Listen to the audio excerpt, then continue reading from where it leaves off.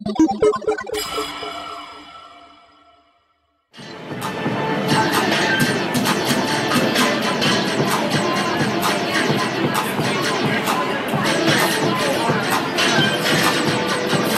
in real time, I'm adjusting the camera angle, and I can also hit that button to turn it from day to night on that screen.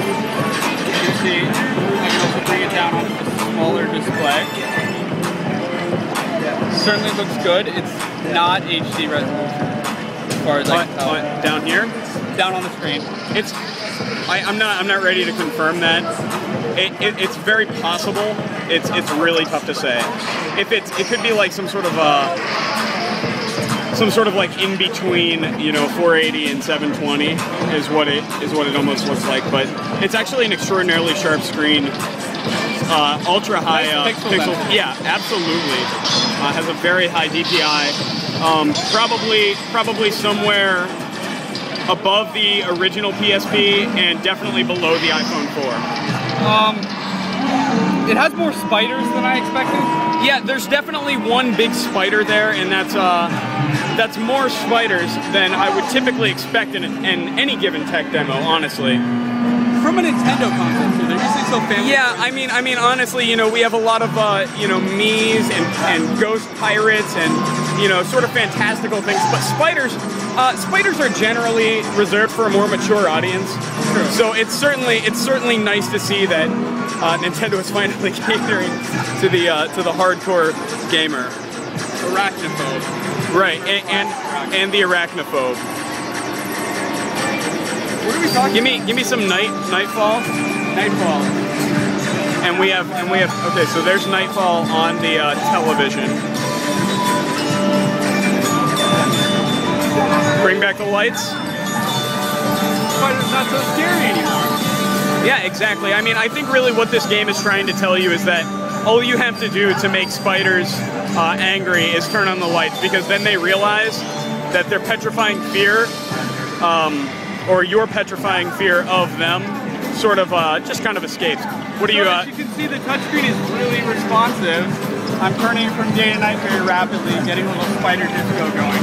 Yeah, I mean, it's very good. It's good to have a spider disco in a game, and again, it's something that you don't see in all tech demos, but and it's certainly not expected from Nintendo, but it's nice to see a spider disco make it into this sort of final product. Built-in speakers, because there's a volume slider. Well, that doesn't necessarily mean that there are speakers. There is, here, just hold the hardware up. Jack. There's a headphone jack. Here's a stylus. Let's pull this out. It is not a telescoping stylus like the 3DS. This is not final hardware. This is dev hardware so that they can display the screen on the back. But it is relatively thin.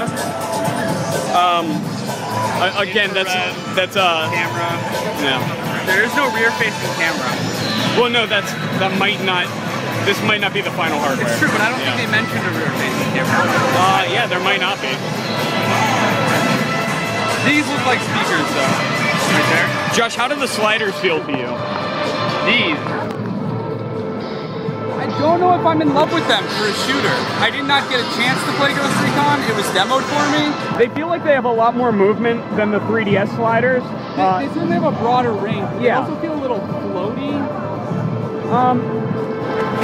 I don't know. I mean, I think that they are actually better than I expected after I saw that there were sliders on during the press conference.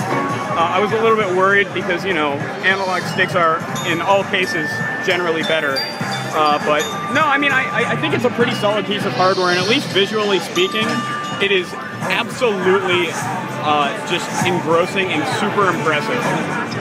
Definitely, I would say I'm impressed, certainly in terms of the graphics.